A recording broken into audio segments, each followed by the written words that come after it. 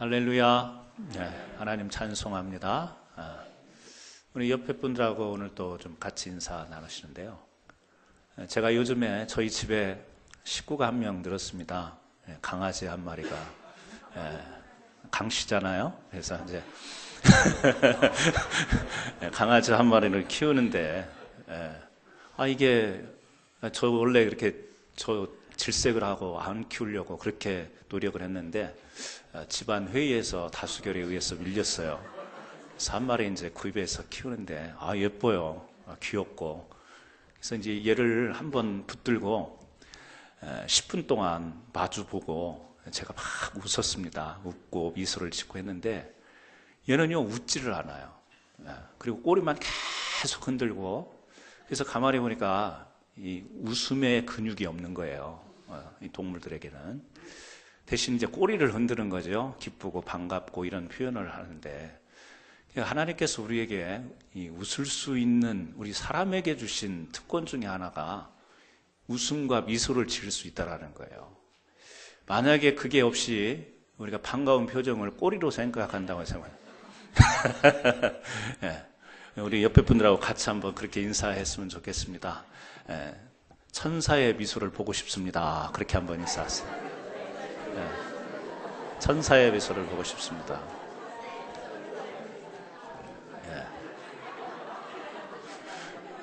꼬리 흔들지 마세요. 예. 할렐루야, 감사합니다. 오늘은요 창세기 15장의 이 말씀을 통해서 언약, 이 제목으로 말씀을 나누겠습니다. 오늘 15장 1절에 보니까 하나님께서 이 아브람에게, 아직 이름이 아브라함으로 바뀌지 않았죠? 이 아브람에게 주시는 말씀이 있어요. 아브람에게 임해서 하시는 말씀이 바로 뭐냐면 두려워하지 말라는 이야기예요. 1절에 이후에 여호와의 말씀이 환상 중에 아브람에게 임하여 이르시되 아브람아 두려워하지 말라. 이 말씀으로 우리가 볼 때 아브라함이 지금 15장의 내용을 보게 되면 뭔가 두려움을 가지고 있었다라는 사실을 이 주님의 말씀을 통해서 우리는 생각해 볼 수 있는 거죠. 어떤 두려움을 가졌길래 하나님께서 이 15장에서 아브라함에게 환상 중에 임하셔서 두려워하지 말라고 이렇게 이야기를 하셨을까? 그 15장 1절에 보면 이렇게 시작이 돼요. 이후에라는 말이 나오죠. 그럼 이후에는 지금 어떤 사건이 앞에 있었는가? 14장의 내용을 보면 우리가 잘 알고 있는 것처럼 메소포타미아의 4개국이 연합해서 그 다음과 더불어서 이 소돔과 고모라 지역, 아브라함의 조카 롯이 살고 있던 지역을 공격해 왔잖아요. 그 소식을 듣고 아브라함이 자기가 집에 거느리던 381명을 거느리고 가서 이 메소포타미아의 연합군을 물리쳤습니다. 승리했죠. 어떻게 381명이 메소포타미아의 연합군을 이길 수 있겠어요? 하나님께서 이 아브라함께 함께 하셨고 이스라엘에 함께 하셨기 때문에 승리할 수 있었던 거죠. 지금 15장 1절에서 이후에라는 말은요, 그 전쟁에서, 그 싸움에서 승리하고 조카 롯과 이 재산을 다 이제 되돌려 가지고 온 이후에라는 이야기예요. 근데 승리하고 난 아브라함에게 하나님이 갑자기 나타나셔서 하시는 말씀이 뭐냐면 두려워하지 말라는 거예요. 그럼 우리가 말씀을 보면서 그런 생각을 해볼 수가 있겠죠. 왜? 전쟁에서 승리했지만 이 마음이 편치 않은 거예요, 아브라함은. 왜? 지금 381명으로 급히 나가서 싸우긴 했지만 또 잠시 있다가 이 연합군이 어떤 보복으로 다시 공격해 올지 모르는 거죠. 전쟁이라는 것은 예고 없이 터지는 겁니다. 또 한 번 승리를 했지만 이 싸움에서 항상 이길이라는 법이 없는 거죠. 아브라함에게는 그 두려움이 있는 거예요. 승리했지만 그 승리를 이제 계속해서 지켜나갈 수 있는 삶이 보장되느냐? 그건 아니라는 사실이죠. 또 한편으로 이 15장 이후의 말씀을 보니까, 바로 이어지는 말씀을 보니까 이 아브라함에게 두려움의 내용이 또 한 가지가 나옵니다. 어떻게 보면 두려움이라기보다는 초조함, 그런 것이겠죠. 하나님께서 약속을 하셨잖아요. 언약을 주셨습니다. 어떻게? 아브라함을 축복하셨습니다. 그래서 자손이 번성하고 열국의 아버지가 되는 놀라운 번성의 축복을 약속하셨는데 그런 기미가 전혀 보이지 않는 거예요. 하나님께서 축복의 언약을 주시긴 했지만 자기의 현실의 삶을 보면 전혀 그 축복의 약속이 이루어질 것 같지가 않는 거죠. 지금 그런 와중에 지금 하나님께서 아브라함에게 나타나셔서 두려워하지 마라 이런 이야기를 합니다. 우리도 살아가다 보면 이 두 가지의 이 문제가 늘 우리 마음을 그늘지게 할 때가 있습니다. 하나는 뭐죠? 내가 지금까지 얻은 것, 내가 지금까지 누렸던 것, 이것을 잃어버릴까 봐, 이것을 상실할까 봐 마음에 걱정이 되는 게 하나가 있죠. 내가 지금까지 쌓아놓은 게 있는데, 지금까지 그 만들어 놓은 것들이 있는데 이것을 잃어버릴까 봐 마음에 걱정하는 것이 하나가 있고, 또 하나는요, 아직 이루어지지 않은 일에 대한 초조함과 염려, 이게 있죠. 뭔가 이것을 이루어야 되고 이것을 향해 달려왔는데 시간이 되었음에도 이루어지지 않는 것 같아서 답답한 우리들의 그 삶 가운데 그런 문제가 있지 않겠어요? 아브라함에게도 이 두 가지 문제가 걸리는 겁니다. 전쟁에서 싸우고 왔지만 또 이 공격해 오지는 않을까. 학생들도 그런 거 있잖아요. 공부를 못하는 학생들은 시험 앞에서 걱정이 없다고 그래요. 공부를 잘하고 1등, 2등 하는 학생은 또 다른 그 학생이 자기 1등, 2등을 차지할까 봐 굉장히 긴장을 하고 공부를 한대죠. 그런데 성적과 상관없이 살아가는 학생들은 시험도 편안하죠. 여러분 학창시절에 어떠셨어요? 편안하셨습니까? 아니면 긴장하시면서 하셨습니까? 네. 저는 굉장히 긴장을 많이 하면서 학창시절을 보냈어요. 긴장을 많이 하면서 학창시절을 보냈는데, 그렇죠? 가진 것이 없는 사람은요, 소유한 것이 없는 사람은 잃을 것에 대한 걱정을 할 필요가 없어요. 없는데 무엇을 잃겠어요? 그런데 우리가 세상 살아가면서 소유하지 않은 사람, 이런 사람이 존재하겠습니까? 아니죠. 우리는 각자 다르지만 나름대로 다 가지고 있는 것들이 있습니다. 그래서 가지고 있는 것을 유지하려고 하는 마음들이 있죠. 근데 혹시나 그런 것들을 잃어버리지는 않을까, 놓쳐버리지는 않을까, 빼앗기지는 않을까, 이 마음과 걱정, 근심을 가지고 살아가죠. 아브라함에게 지금 이런 걱정과 근심이 있는데요, 이 15장 1절에서 아브라함아 두려워하지 말라 그러면서 하시는 말씀이 뭐냐면, 하나님께서 나는 너의 방패요 너의 지극히 큰 상급이다, 두 가지를 이야기하세요. 네가 두려워할 필요가 없다, 두려워하지 말라. 왜냐하면 내가 너의 방패가 되고 내가 너의 큰 상급이 되기 때문에 너는 두려워할 필요가 없다, 이 말씀을 주시는 겁니다. 저는요, 우리가 창세기를 지금 말씀을 계속 나누지만 오늘 15장 이 말씀을 보면서 저와 여러분에게 이 말씀이 믿음을 새롭게 세우는데 큰 하나님의 언약이 되기를 바랍니다. 하나님은 우리의 방패가 되어주시고 하나님은 우리의 뭐가 되어주십니까? 큰 상급, 그냥 상급이 아니에요. 큰 상급이라고 그렇게 말씀하십니다. 우리가 이 방패라는 말은 히브리어로 마겐이라는 말을 써요. 그런데 이 마겐이라는 말이 시편에서 참 많이 쓰입니다. 시편에 보면 이 마겐이라는 방패라는 말이 많이 나오는데 하나님의 보호, 그런 뜻을 가지고 있죠. 하나님의 지켜주심, 보호. 또 상급이라는 히브리어는요, 사카르라는 말이에요. 이것은 뭐냐면 전쟁에 나간 군인들에게 주어지는 보수, 월급 뭐 이런 의미를 가지고 있어요. 그러니까 성경에서 상급이다 그럴 때 이 전투적인 용어이긴 한데요, 나가서 싸우면 구약 성경에 보면 어떻게 하죠? 싸움에서 승리하면 그 지역에 적진에 있는 모든 물건들을 전리품으로 가져오잖아요. 그런데 창세기에 보게 되면 이 아브라함에게 보면 14장에 보면요, 이 메소포타미아의 연합군과 싸워요. 싸우고 승리를 했는데 그 전리품을 하나도 가지고 오지 않습니다. 시간 되실 때 꼭 14장을 보십시오. 이 구약 성경에 보면 전형적으로 싸움에서 승리하면 전리품을 취하게 돼 있는데 14장에서는요, 전리품을 그 적에 가서 빼앗아 오는 것이 아무것도 없어요. 그리고 나서 15장에 보면 하나님께서 두려워하지 말라 그러면서 내가 너의 큰 상급이다 그렇게 이야기하는데, 이 상급이라는 말의 의미가 전쟁에 나간 이 군인들에게 주는 보수를 뜻하는데, 이렇게 말씀을 우리가 이해해 보면 전쟁에 나가서 전리품을 가져오게 되면 그것으로 군사들에게 보너스를 나눠주고 지급할 수 있을 건데, 그걸 가지고 오지 않고 친히 하나님께서 그들의 월급이 되시겠다, 그들의 보상이 되겠다, 그들에게 보수가 되겠다, 지금 이런 말씀이 되겠는 거죠. 여러분, 오늘 저는 이 아브라함이 이 두려움 가운데 있었지만, 모든 사람들이 가질 수 있는 그 두려움을 가지고 있지만 하나님께서 방패가 되어주시고 큰 상급이 되어주다고 하는 이 약속의 말씀, 이 말씀을 통해서 우리 삶에 우리가 그런 문제를 실제로 안고 살아가잖아요. 뭐죠?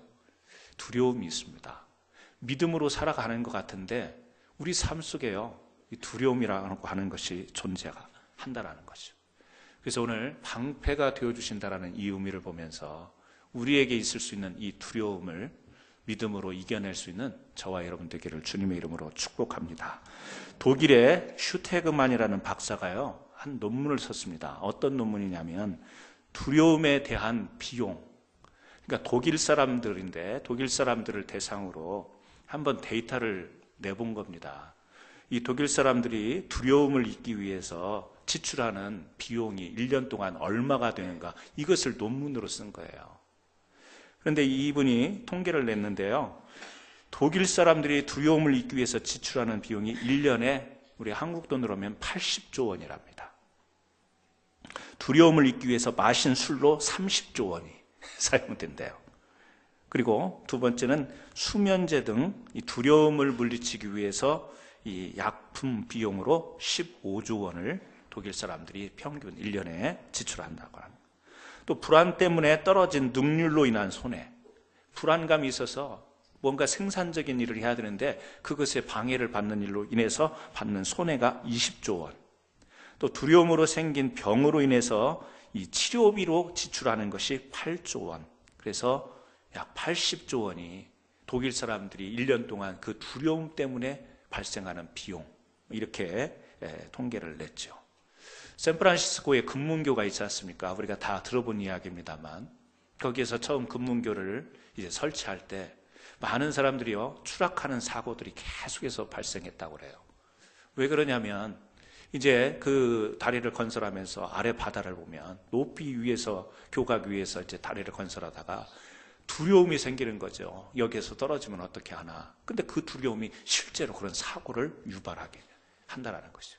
그래서 미국에서 많은 돈을 들여가지고 금문교를 이제 만들 때 밑에다가 적지 않은 금액을 투자했다고 그래요. 그물망을 설치했다고 하잖아요. 그래도 똑같은 작업인데 그 그물망을 설치하고 난 뒤에는 추락 사건이 한 사건도 안 일어났다는 거죠. 물론 사고가 여러 가지 이유가 있을 수 있지만 그 그물망을 쳤는데 한 사람도 떨어져요. 조건은 딱 그물망 친 거예요. 아래 그냥 교가 공사하는 그 아래다가 친 것뿐인데 사람들의 마음속에 무슨 감의 안정감이 생기는 거죠. 내가 떨어져도 저 그물망에 걸려서 생명은 보존할 수 있다. 안정감이라는 것이 생기게 됨으로 인해서 사고 유발을 막을 수 있었다라는 거죠. 여러분, 우리 모두는 두려움을 가지고 살아갑니다. 잃을 것이 있기 때문에 사람은 두려운 거예요. 어느 칼럼에 보니까 이런 말이 있습니다. 우리 사람의 뇌라고 하는 것에 대한 이야기를 했는데요, 우리 사람의 이 뇌에는 우리가 필요로 하는 것보다 더 많은 것을 갖도록 프로그래밍이 돼 있다, 이런 이야기를 해요. 의학적으로 그게 어떻게 사실인지는 모르겠습니다만 이 사람의 뇌에는 많은 것을 가지려고 하는 이런 속성이 프로그램화돼 있다, 이제 그런 이야기를 합니다. 그러니까 좀 소유 본능이 있다, 이런 이야기나 다를 바가 없겠죠. 더 많이 갖고자 하고 더 많이 가졌을 때 우리 사람에게 이 뇌가 신호를 보내는데 그게 뭐냐면 안정감이라는 거예요.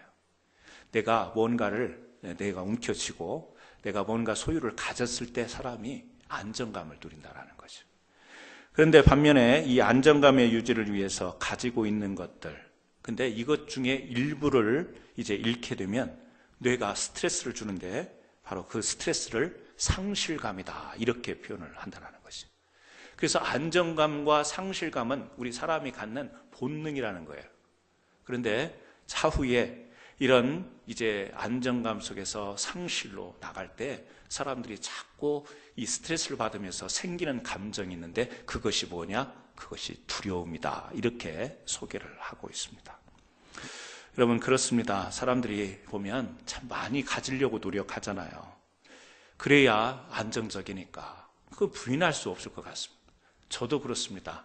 저도요, 작은 것 하나라도 가지고 있어야 이 안정감이 들죠.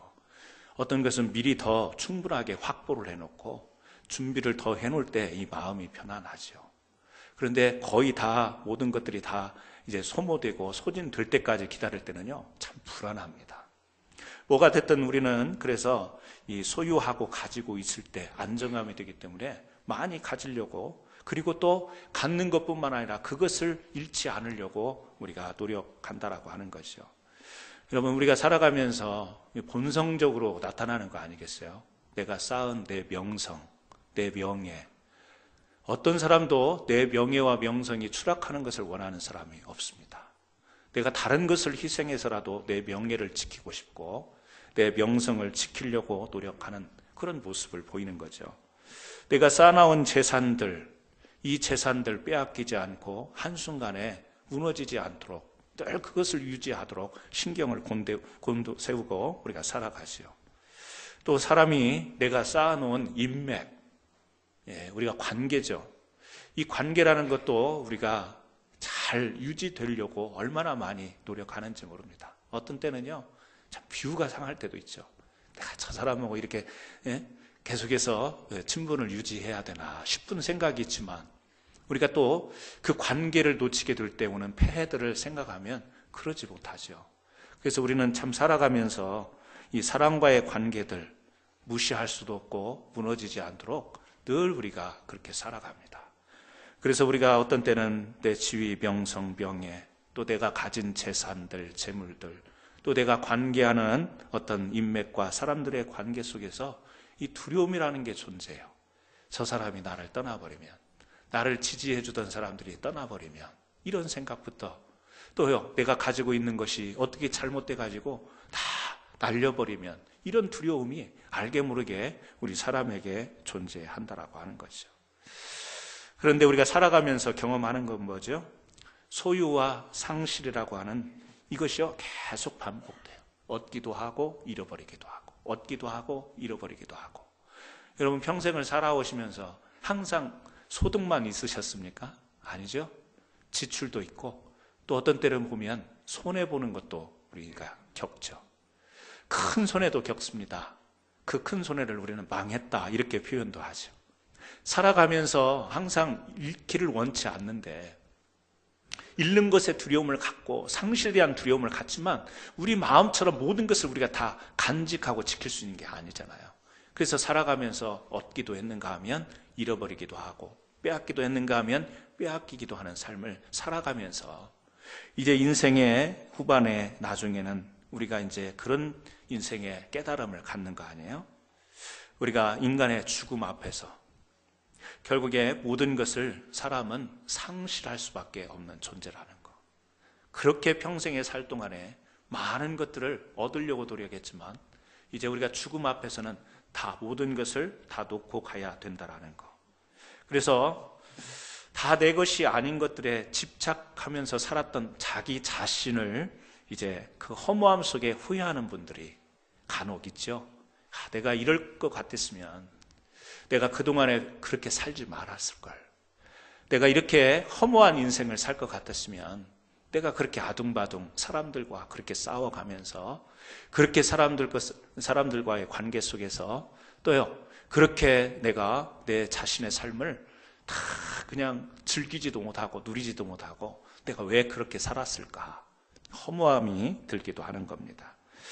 또 가진 것들을 잃을까 봐 두려워서 벌벌 떨면서 자기가 마음껏 해보지도 못한 것, 그런 또 아쉬움을 이제 죽음 앞에서 또 느끼는 그런 분들이 있다고 그래요. 뭔가 그 자신의 삶을 지키기 위해서 아끼고 또요 지키고 이러면서 하고 싶었던 거 참고 견디고 못하다가 나중에 보면 그렇게까지 살 필요가 없었는데 내가 왜 그렇게 살았지?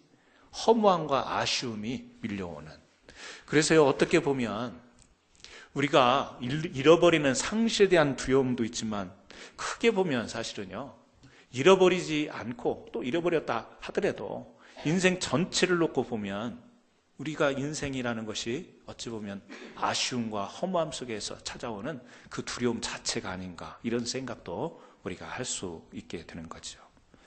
여러분은 어떤 두려움 속에서 살아요? 저는 두려움은 없습니다.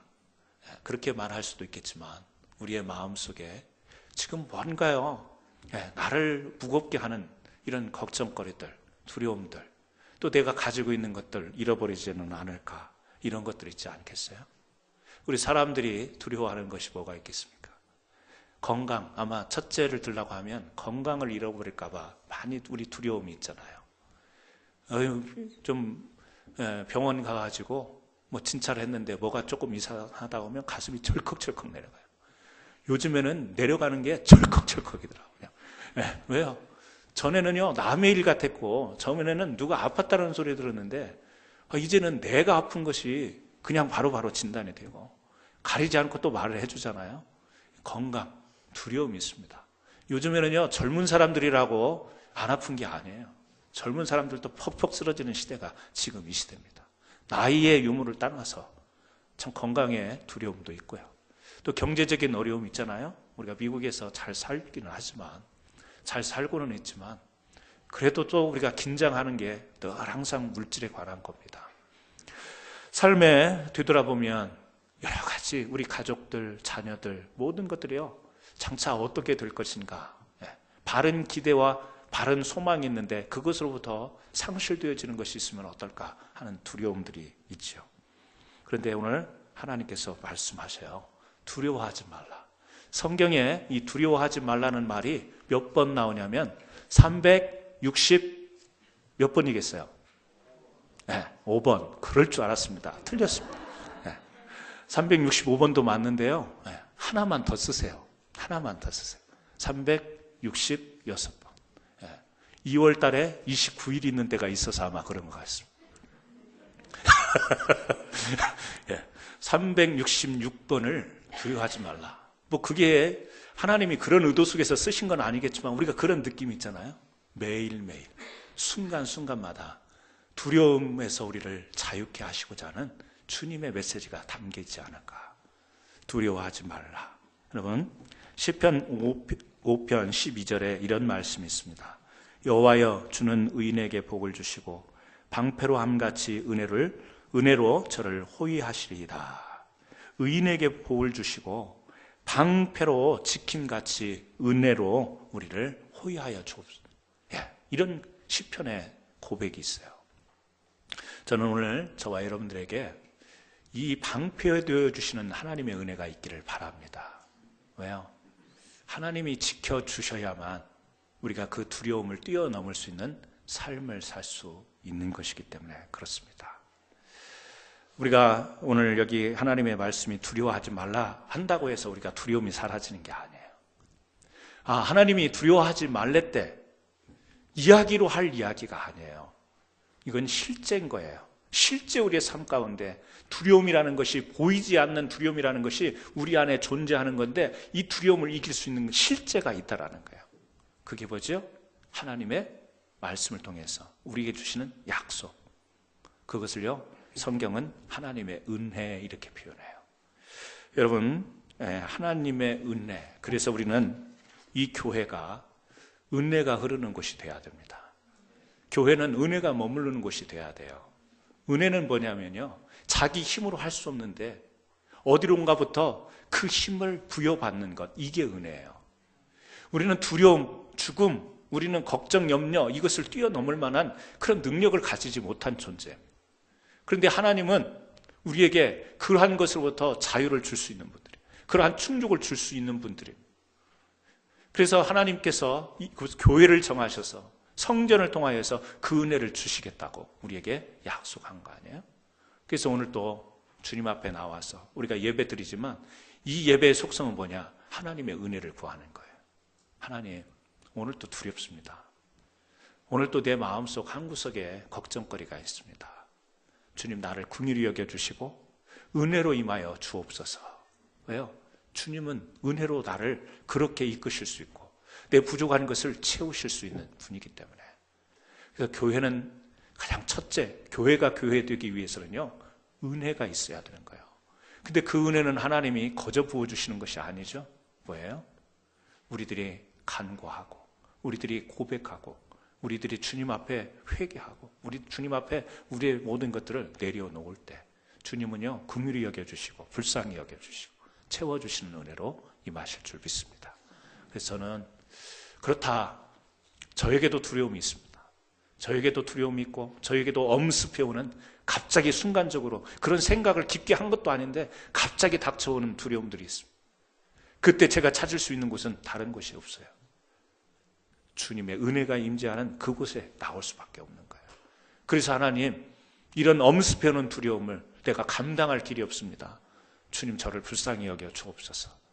그래서 이곳에서 하나님 앞에 엎드릴 때 하나님이 방패가 되어주시는 그 은혜를 계속해서 예배를 통해서 누려왔기 때문에 저는요, 이것이 우리의 신앙이 되어야 될 줄로 믿고, 또 우리 성도님들이 교회에 모여서 은혜를 사모하는 공동체가 되어야 되는 이유를 이 말씀 속에서 찾고 싶은 겁니다.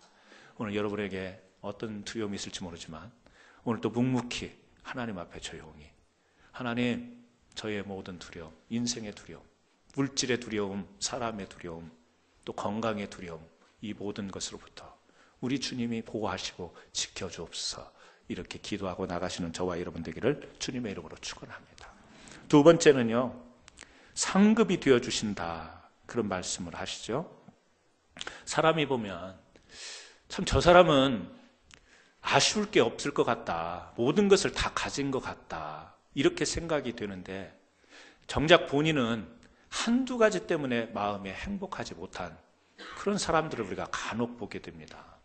남들이 보면 다 가진 것 같아요. 근데 그 사람은요, 행복하지가 않은 거예요. 나중에 알고 보면 그 행복하지 않은 게 정말 아무것도 아닌 것 같은 한두 가지 때문에 행복하지 않은. 우리 성경에 보면 아람의 군대 장관 나아만이 어떤 사람이었죠? 아람의 큰 그 군대 장관이었습니다. 용사였어요. 권력도 있고 재물도 다 가졌습니다. 근데 그는 행복하지 않아요. 왜 그렇죠? 문둥병이라는 병이 있었기 때문에 그래요. 우리도 살아가면서 그렇잖아요. 많은 것이 있고 이제 살만하지만 갑자기 찾아오는 육신의 질병. 이 병만 없으면 내가 정말 행복하게 살 텐데, 내가 이 질병만 아니면 내가 참 걱정 없이 살 수 있을 것 같은데, 멋있게 한평생 살 수 있을 것 같은데, 이 몸에 이 병 때문에 내가 참 어려움을 겪는다, 해피하지 않죠. 또 야곱은요, 외삼촌 집에서 20년 동안 일을 해서 재물도 얻습니다. 가족도 얻어요. 11명의 아들, 또 1명의 딸도 얻습니다. 대가족을 이뤘지만 한 가지 때문에 행복하지 못해요. 뭐죠? 과거에 형 에서를 대신해서 축복을 가로채고 그 형 에서가 자기를 죽이려고 언제든지 만나면 죽일 수 있을 것 같은 그 불편한 관계, 가족도 이루고 해피 패밀리가 됐겠죠. 그런데 마음 한구석에 늘 그늘이 있어요. 뭐예요? 형 에서만 생각하면 마음이 편치 않은 거예요. 관계의 틀어짐 때문에 오는 불행. 또요, 우리가 에스더서를 보면 이런 사람도 있죠. 하만이라는 사람. 이 사람은 진짜 페르시아의 권력자예요. 힘을 가졌어요. 2인자 아니었어요? 그런데 뭐 때문에 마음이 불편했죠? 모르드게라고 하는 유대인이 궁궐을 지나가면서 자기한테 인사하지 않는 거예요. 뭐든지 다 누릴 수 있는데 자기한테 인사하지 않는 모르드게 너무 꼴보기 싫은 거예요. 그 사람만 보면 화가 나고 화가 치밀어 오르고 이런 거예요. 여러분, 우리가 성경에 나오는 인물이지만 인사 하나 안 하는 것 때문에 행복하지 않는 거, 그 불행감을 느끼는 거. 우리도 살아가면서 이런 것이 있습니다. 여러분도 그러시죠? 저는 우리 캔사스 안엔 장로교회 모든 성도님들은 그런 분이 없기를 바라지만 그런 분도 있을 거예요. 혹시 한두 가지 때문에 마음이 평안하지 않은 사람. 그런데 사실 따지고 보면 그게 참 아무것도 아닐 수 있는 가벼운 건데 그것이 자기를 행복하지 못하게 만드는. 아브라함은 하나님께서 주신 이 약속이 있었죠. 자식을 주고 그 자식과 더불어서 번창하는, 그래서 이 민족의 열국의 아비가 되는 축복.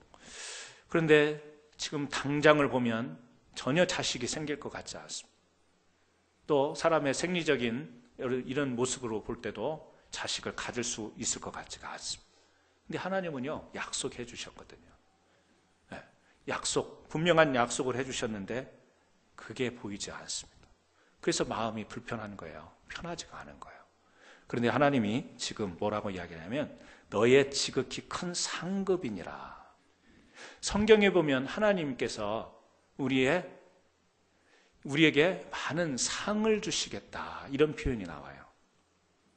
상을 주시겠다라는 표현이, 제가 이 말씀을 준비하면서 한번 쭉 성경 구절을 사전을 통해서 정리를 해봤습니다. 작지 않습니다. 몇 페이지가 나와요. 어떤 말씀이요? 상 주시는 하나님. 히브리서에 그 말씀 생각나세요? 하나님 어떤 하나님이라고요? 우리에게 상 주시는 이심을 믿어야 할지니라. 네. 하나님은 상 주신다. 혹시 상이 많이 받고 싶걸랑 창세기부터 요한계시록까지 성경 읽으면서 상이 나오는 곳에 동그라미를 한번 쳐보세요. 혹시 알아요? 하나님께서 그 믿음을 보시고 큰 상을 내려주실지. 그 김진홍 목사님은 그랬대잖아요. 감옥에서 너무 추워가지고 그 감옥에 이제 정치적인 문제로 끌려가서 감옥에 갇혔을 때 감옥에서 너무 추워가지고 창세기부터 불자에만 동그라미를 막 쳤대잖아요. 그랬더니 온몸이 막 뜨거워지는 그런 체험을 했다고. 그 설교 들어보셨죠? 저 들어봤습니다. 혹시 알아요? 상자에 막 동그라미를 막 치다 보면 엄청난 상이 주어질지. 성경에 보면요, 우리에게 상을 주시겠다라고 하는 하나님은 어떤 분인가? 우리에게 상 주시는 하나님이라고 많은 곳에서 이야기를 해요. 근데 오늘 보시면요, 상 주시는 하나님이라고 소개하고 있는 게 아니라 하나님 자신이 상이라고 이야기하시는 거예요. 하나님 자신이 상급이다. I am your reward, 그런 거예요. I am your rewarder가 아니고, 상을 주시는 자가 아니고 하나님이 직접 상급이 되어주겠다, 이런 이야기를 해요. 여기서 우리가 창세기에서 발견하는 거예요. 성경 전체에서는 항상 보면 상 주시는 하나님. 저는 하나님이 우리에게 상 주시는 하나님임을 믿습니다. 그래서 저도 그런 기도를 해요. 상급이라는 것을 생각하면서 구할 때 주시고 또 우리에게 더해서 주시는 이 하나님의 상급을 저도 사모합니다. 그런데 오늘 이 아브라함, 지금 하나님이 약속하셨잖아요. 자녀를 주고 민족의 열국의 아버지가 되겠다고 하는 번성하는 축복을 약속으로 주셨는데 지금 아브라함은요, 그 약속을 생각하고 있는 거예요. 약속을 생각하는 것이 당연하지만 지금 하나님보다 그 하나님께서 자기에게 축복으로 주셨던 그 언약, 그 축복을 지금 더 생각하고 있는 거예요. 그래서 그것이 기미가 안 보이자 하나님께 컴플레인하는 거죠. 아니, 하나님께서 약속하셨다면 자식을 줘서 대를 잇게 해야 되는데 그런 기미가 안 보이니까 내가 상속자를 내 집에서 데리고 있던 종 엘리에셀에게 모든 것을 상속해야 되지 않겠습니까? 지금 그런 항변을 하나님께 하는 거죠. 하나님께서 약속하셨는데 그것을 지금 끝까지 기다리지 못합니다. 믿음으로 약속으로 붙들지 못하고 인간적으로 볼 때 이거는 불가능하고 결국에 그러면 내 상속자가 나에게 가장 충성하는 엘리에셀이 나의 상속자가 되어야 되는 거 아닙니까? 이런 이야기를 하는 거죠. 그런 아브라함에게 하나님은요, 그것을 전하고 싶은 거예요. 너는 내가 한 그 약속의 내용, 그것을 그렇게 붙들고 있지. 그 축복을 지금 기다리고 있지만 진짜 축복은 내가 너한테 한 약속의 내용이 아니라 내가 너에게 축복이 되었으면 좋겠다. 그것을 말씀하시려고 하는 거죠. 여러분, 우리가 집에서 자녀들을 보면 아빠를 반가워할 때가 있습니다. 언제죠? 뭔가 그들이 원하는 선물을 사가지고 가는 날 그들은 기다리고 있어요. 근데 어제같이 제가 설교 준비하고 늦은 시간에 가면 강아지가 먼저 나와서 반기고, 딸들은 제가 제 방에 들어가서 카톡으로 아빠 왔다 해야 오케이 그러고 반응을 해요. 물론 그렇다고 해서 우리 딸들이 그렇게 나쁜 인간들은 아니에요. 그렇게는 생각하지 마시고요. 부모가, 아빠가, 엄마가 선물을 해줄 때 자녀들이 당연히 좋아하죠. 철 없을 때, 아니 철이 들어도 부모가 주는 선물은 고귀하고 존경한 거잖아요. 감사하죠. 근데 부모가 주는 선물에는 기뻐하고 부모가 나탔을 때는 굉장히 기분 나쁜 표정을 한다면 그건 자녀의 도리가 아닌 거 아니에요? 자녀, 바른 것은 아니죠. 우리가 쉽게 예를 들자면 그런 거예요.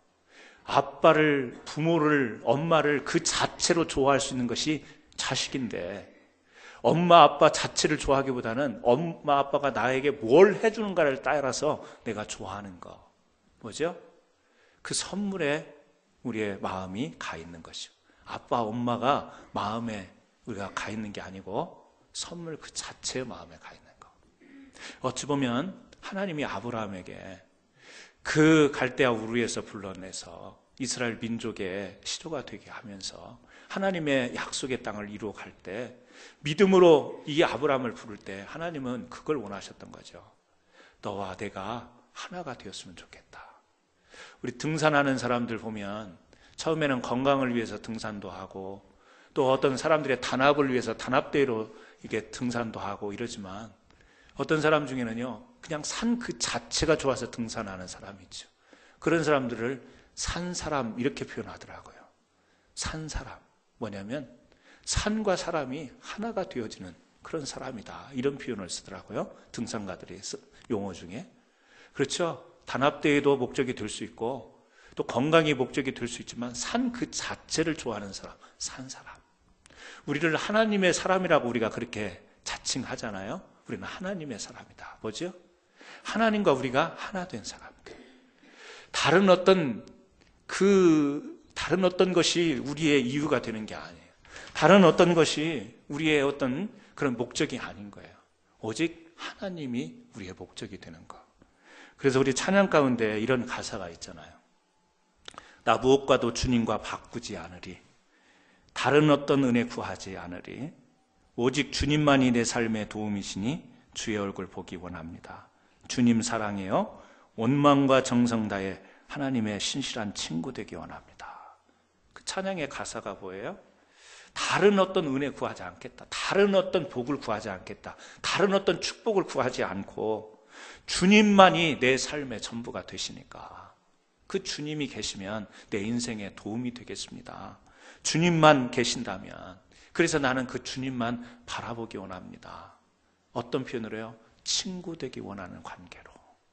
이해 조건 하나 따지지 않고 이익 손해 따지지 않고 그냥 주님만이 계셔 주신다면 다른 어떤 거 구하지 않겠습니다. 이런 찬양 가사가 있잖아요.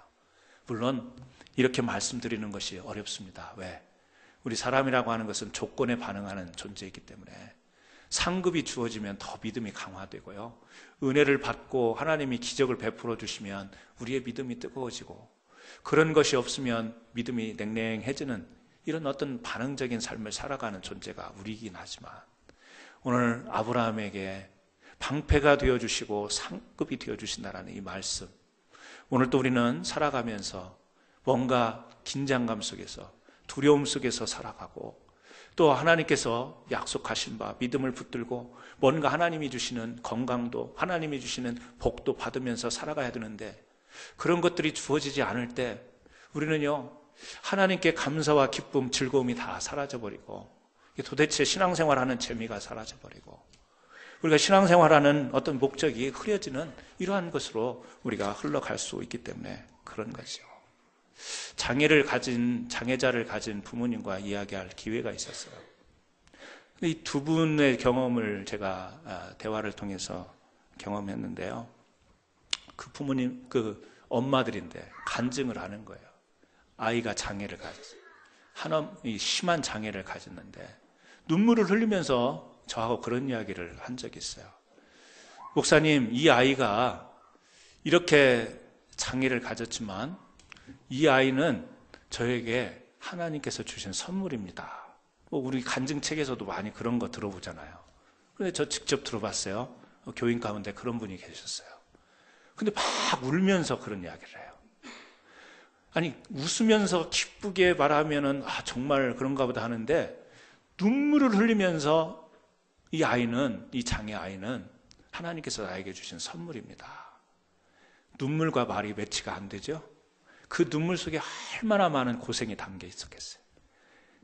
태어났는데 그 삐덩이를 보는데 장애자로 태어나서 자라나는 동안 10살 되는 동안에 몸 제대로 혼자 가누지 못하고 온몸이 비틀어지고, 그런데도 다 그 뒷바라지를 다 하면서 키우는 그 엄마가요, 눈물을 흘리면서 이 아이는 하나님이 나에게 주신 상급입니다. 이게 과연 상급일까?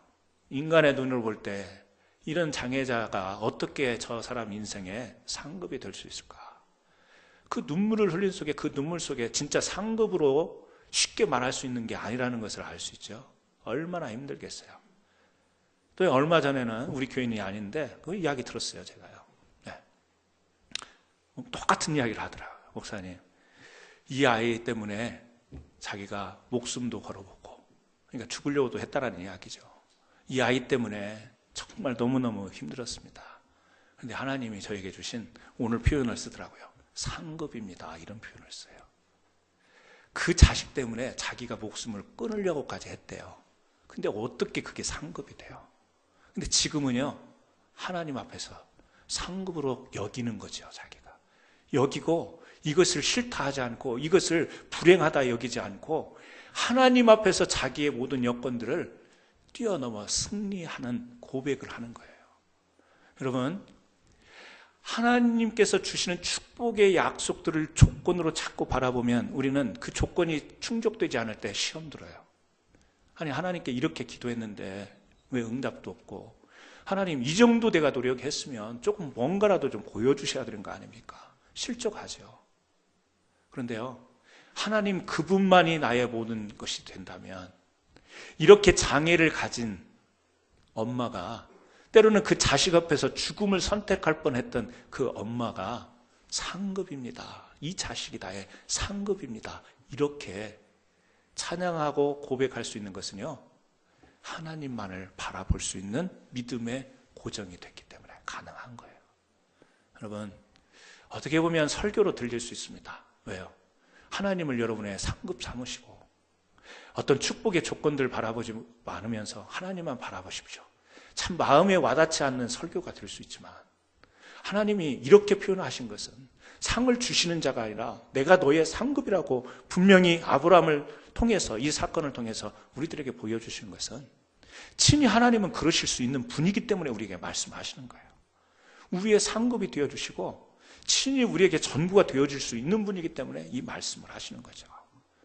여러분, 저는 우리가 축복의 언약, 약속, 그러면 받을 것을 먼저 생각하기보다는 하나님 그분이 축복 자체임을 믿고, 오늘 또 여러분 순수한 믿음으로 하나님을 바라보시면서 여러분의 고민, 여러분의 두려움, 여러분의 염려, 걱정, 이 모든 것들을 주님 앞에 온전하게 상급 되신 주님 앞에 맡겨 놓으실 때 우리 하나님께서 참된 여러분의 인생 가운데 승리케 하시고 이기게 하시고 보호하시는 은혜로 임하실 줄 믿습니다. 승리하는 여러분들 되시기 바랍니다. 기도합니다. 하나님 아버지, 오늘 또 주의 말씀을 통해서 주님의 언약의 말씀을 저희들이 봤습니다. 아브라함에게 나는 내 방패요 너의 지극히 큰 상급이라고 말씀하시면서 하나님께서 약속하셨던